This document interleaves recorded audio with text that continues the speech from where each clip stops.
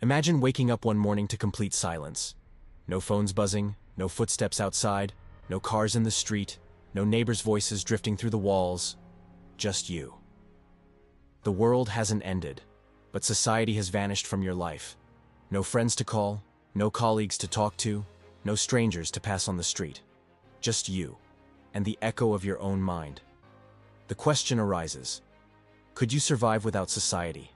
And even if you did, what would survival truly mean? Is it merely breathing, or is it something deeper, tied to meaning, connection, and the very essence of being human? We often imagine ourselves as fiercely independent. The modern narrative glorifies self-reliance, the lone wolf who needs no one, who carves their own path. But psychology, philosophy, and thousands of years of human history tell a different story. From the earliest tribes to the sprawling cities of today, humans have always been creatures of connection. And when stripped away from that connection, the human psyche begins to shift in strange and haunting ways. Carl Jung once said that, "Loneliness does not come from having no people around you, but from being unable to communicate the things that seem important to you."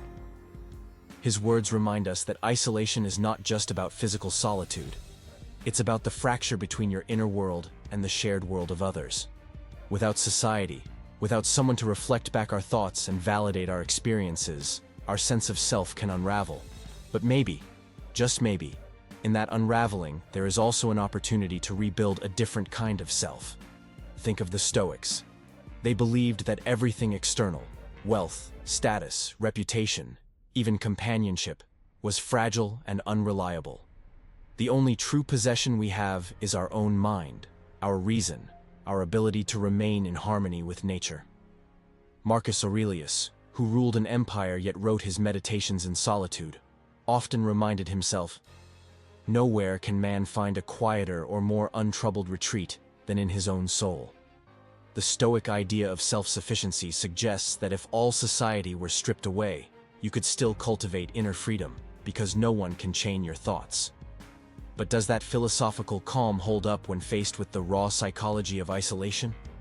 Modern studies suggest otherwise. Experiments on sensory deprivation, solitary confinement, and long-term isolation show the human brain begins to create hallucinations, distort time, and lose grip on stable identity.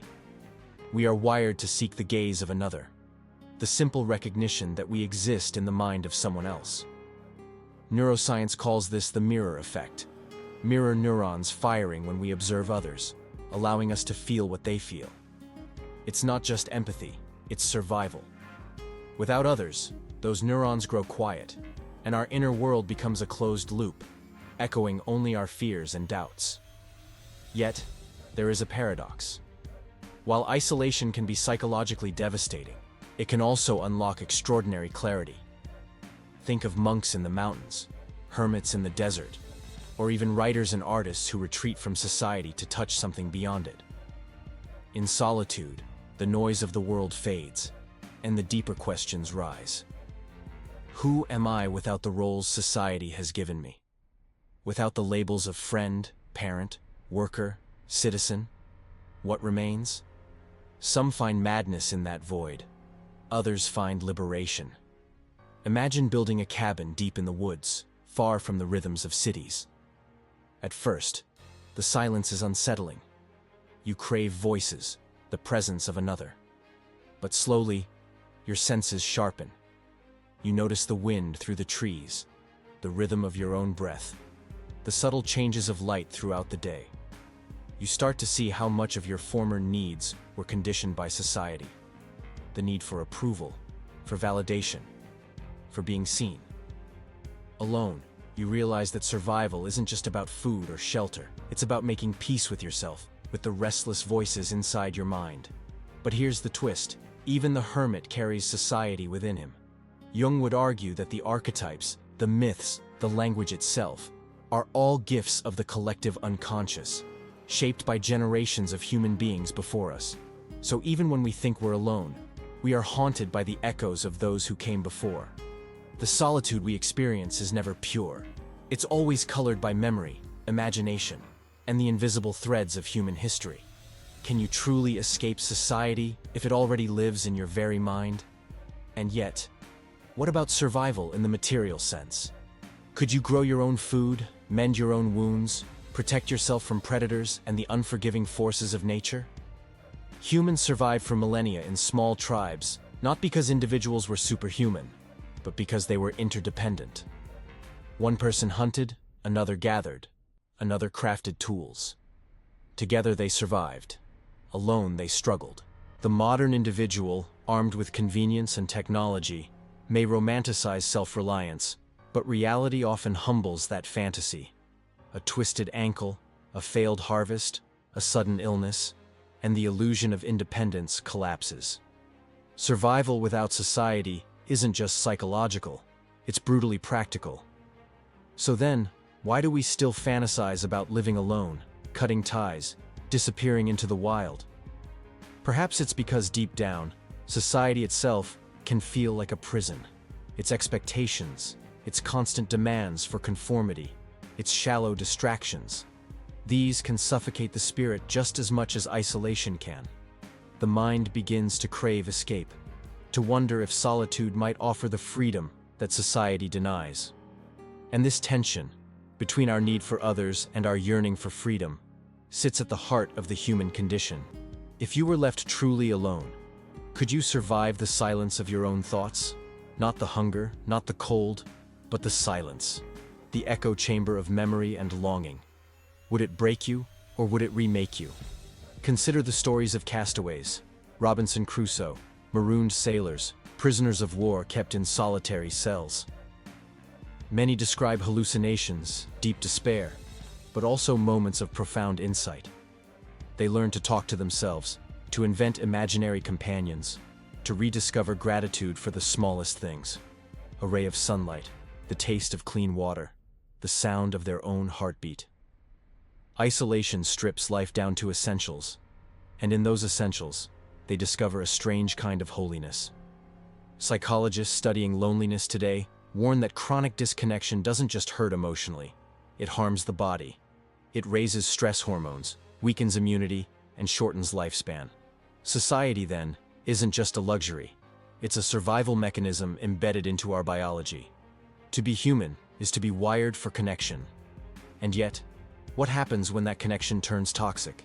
When relationships wound us, when communities betray us, when society itself feels alien and hostile? Then, withdrawing into solitude may feel like the only way to heal. So here's the deeper paradox. We cannot live well without society, but we cannot grow strong without moments of separation from it. Just as muscles need resistance to grow, the soul sometimes needs solitude to clarify itself. The trick is not to glorify isolation or to cling blindly to society, but to learn when to step away and when to return. This is where Stoicism offers wisdom. The Stoics didn't reject society, they engaged with it fully.